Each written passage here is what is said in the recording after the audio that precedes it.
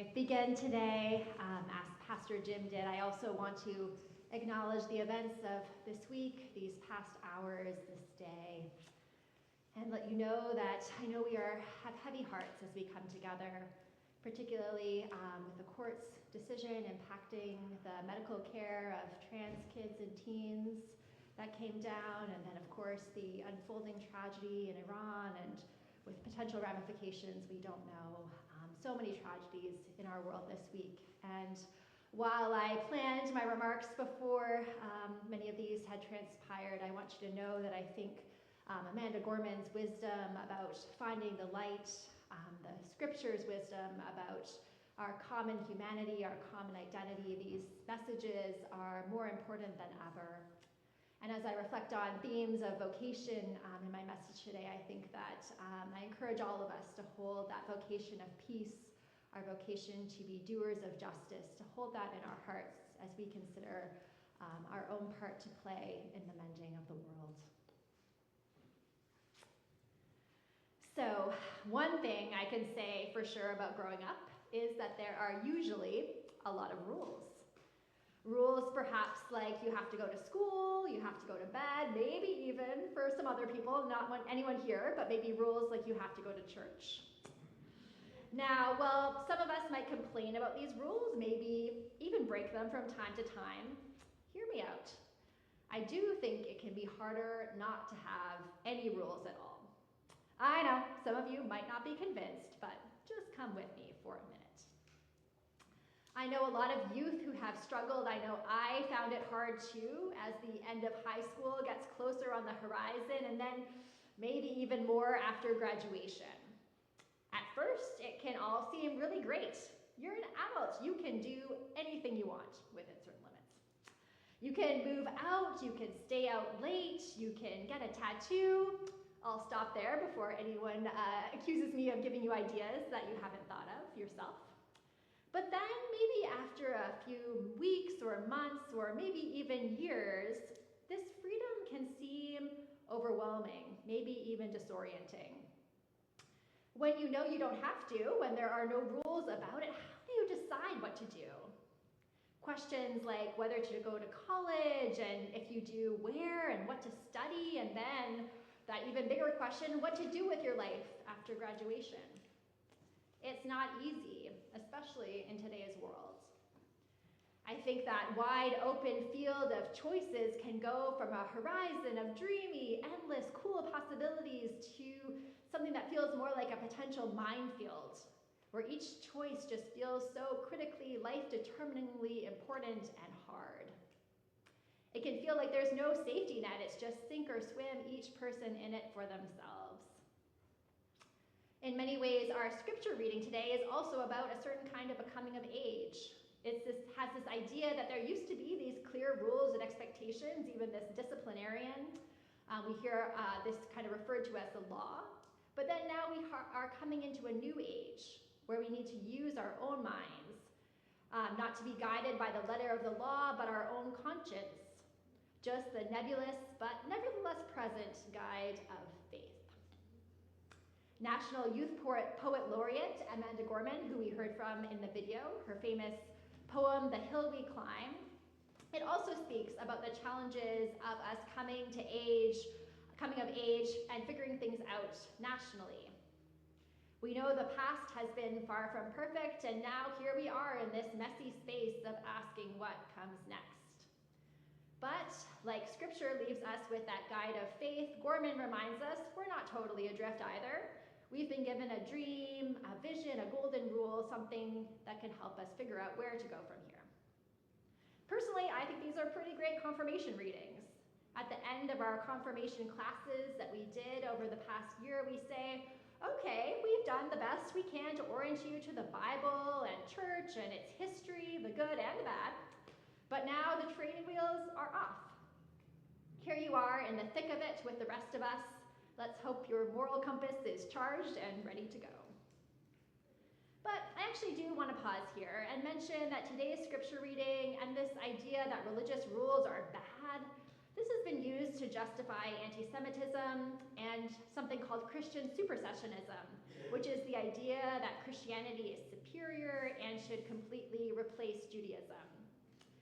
It's easy to see how we can get this idea that the law, which refers to Jewish tradition, is kind of about a mean, authoritarian, disciplinarian God.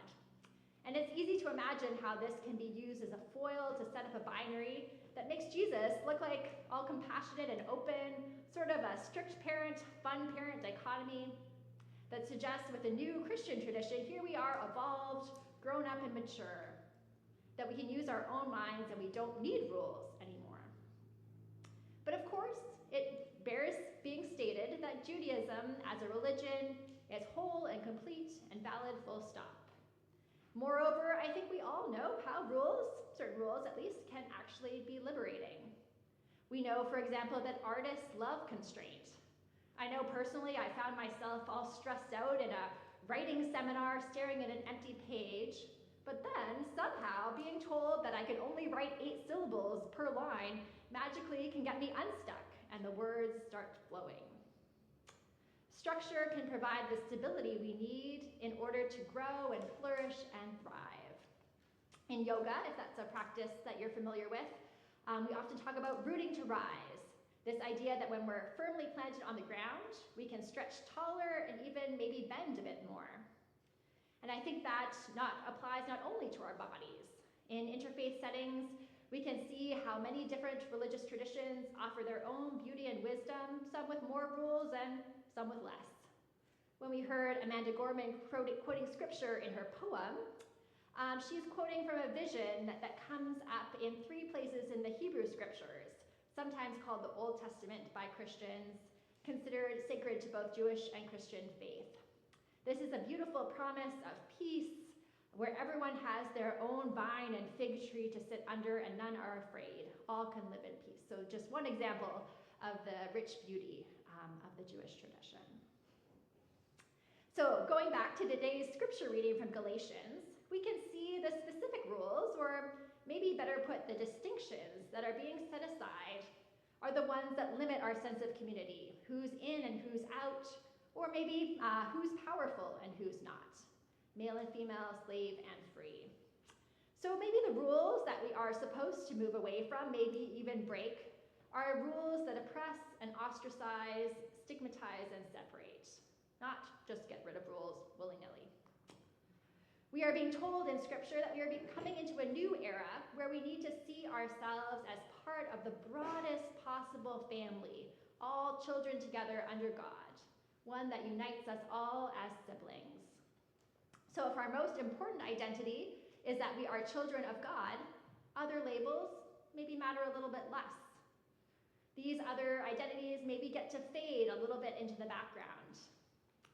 Maybe it's more about the hierarchical and binary opposition that's being challenged, such as the idea that male and female are opposites, that Jew and Greek are irreconcilable enemies, and maybe even that slavery should exist at all. I remember speaking to a teenager once, let's call her Lauren, who was really struggling with that question of what to do after she graduated from high school. She felt like the decision of what to do was going to define her entire life. She shared with me that the biggest decisions she had made up to that point were whether to sign up for orchestra or visual art, to play soccer, or maybe join the debate team or do something else. Lauren said that these choices weren't even really so hard because she had a sense of what good kids should choose, and that helped her figure out what she, who liked being seen as good, should do. But just a few years before, some of these choices about her extracurriculars had felt quite big. Now they felt like nothing compared to the choice whether to move to the East Coast and start pre-med, volunteer on the US-Mexico border with the Peace Corps, or maybe move to India and become a yoga teacher. Or one of the million other so-called good kid possibilities she was brainstorming at that moment. One day, Lauren said to me, "You know, it's great being around so many older people at church. They have their lives figured out." Yeah, like I said, this was a different church. Just kidding. They have their lives figured out, at least more or less, which gives me hope that I will too. That one day I'll look back at all of the choices that I'm making now and they'll just be part of my story. Even wrong choices might be something that I can laugh about, like some of the folks at church do. You know, she said, my grandma always said that in a world where you can choose to be anything, you can choose to be kind. You should choose to be kind. At first, Lauren said, I didn't think that was all that helpful, but then it made me think that I could be kind in a lot of ways, and maybe the particular way that I do doesn't matter quite as much as it feels right now. In a lot of ways, I think that advice to find some way to be kind has a lot of wisdom. When we remember that our most important identity is that we are a child of God, the particulars, those decisions might feel a little less heavy. It might be easier if there were specific rules about what to do and what to choose, but wouldn't that make life just less interesting? There are plenty of ways to be a good person, to be kind, to love God and neighbor. It's both harder and maybe more exciting to know that we can do that in so many ways. And to go further, maybe we can break down this simple binary of the best choices and everything else being a little bit lesser, or this idea that we need to be limited to what a good person or a person like us should do. Now, another potentially tricky part about today's scripture reading is the possible interpretation that our identities don't really matter. That maybe we just really shouldn't focus on our culture or our gender. It can sound, in some ways, from some perspectives, like Jesus is saying, just put all that diversity aside. Those are old rules that I'm replacing because it seems like you people just can't get along across differences. It can seem, even in contemporary language, like Jesus is being colorblind or saying, quote, all lives matter. Some people have even interpreted this passage as a justification for slavery, saying that it means if we're enslaved, we should just accept this as our lot in life and keep our primary focus on our identity as a child of God. Shouldn't that just be enough? Of course, if we read this text in the wider context of the Bible, what Protestant reformer Martin Luther referred to as scripture, interpreting scripture, we can clearly see that the overall orientation of the Bible is toward justice and overturning oppression. Clearly not erasing diversity and not justifying slavery.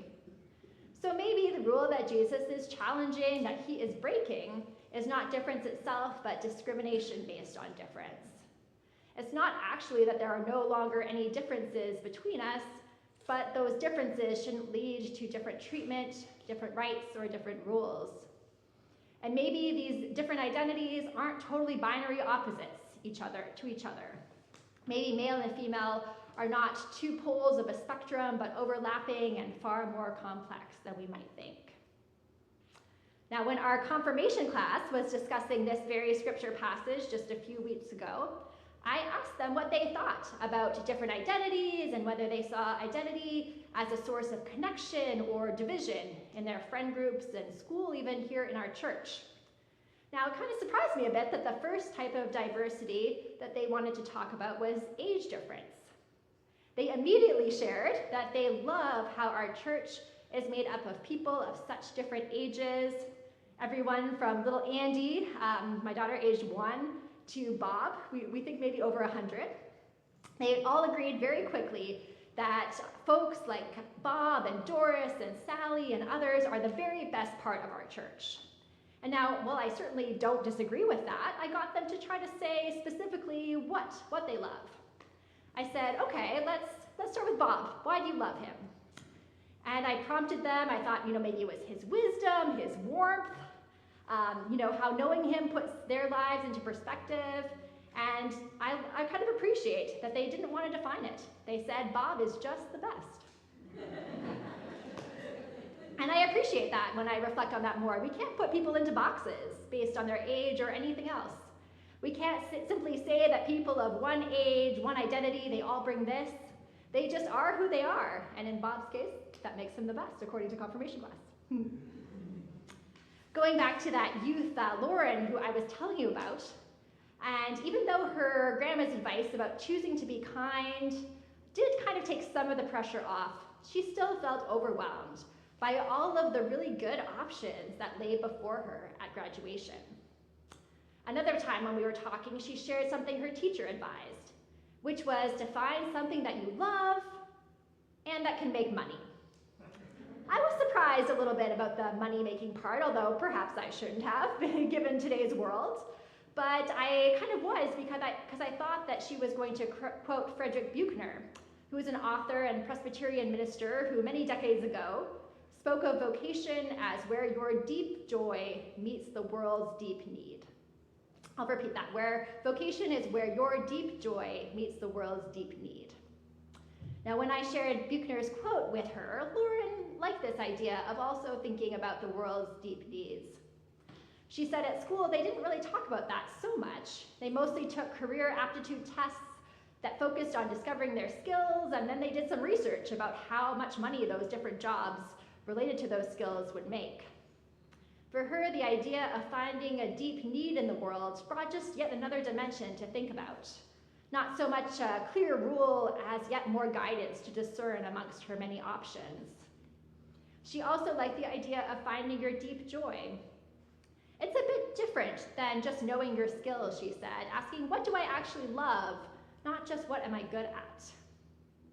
Lauren also said this was helpful because it had seemed to her like all these things were kind of binaries, to do either something that you were good at or something that felt fun, something that serves you or something that serves others, to be kind of a selfless person or to be more selfish. So, as we reflect on confirmation today, I think that there are a lot of parallels to what we've been talking about. Confirmation is not a binary. It's not an in or an out. Our tradition is less about hard and specific rules and more about wisdom and guidance and much individual and collective discernment. We have some maybe very, very big picture rules or best practices for living well.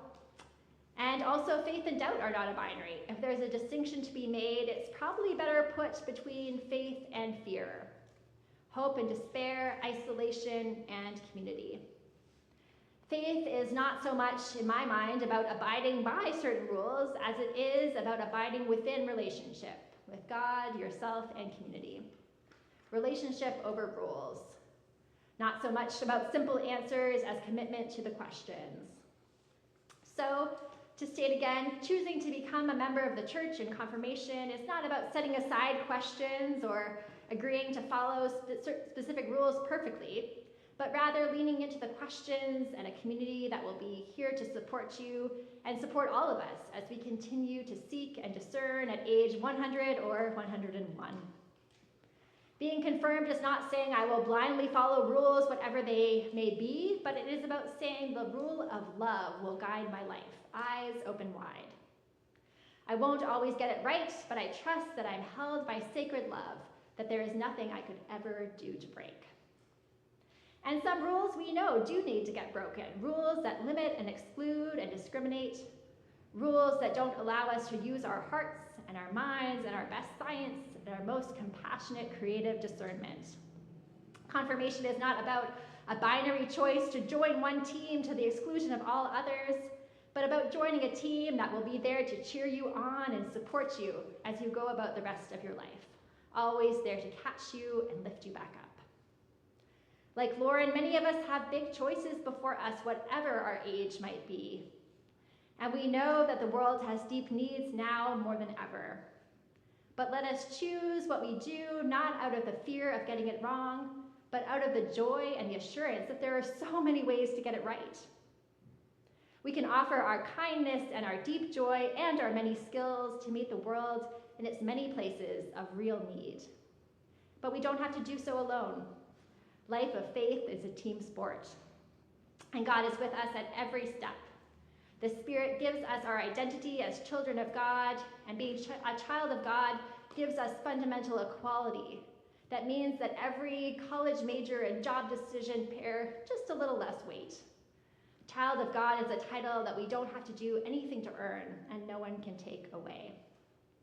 In the words of Amanda Gorman, we will together raise this wounded world into a wondrous one. We will rebuild, reconcile, and recover, and our people, diverse and beautiful, will emerge battered and beautiful when the day comes and we step out of the shade, aflame and unafraid. The new dawn blooms as we free it, for there is always light if we're only brave enough to see it, if we're only brave enough to be it. Let us go forward to be that light for ourselves and others, guided by the light of Christ who leads us on through each stage and season of life. Thanks be to God.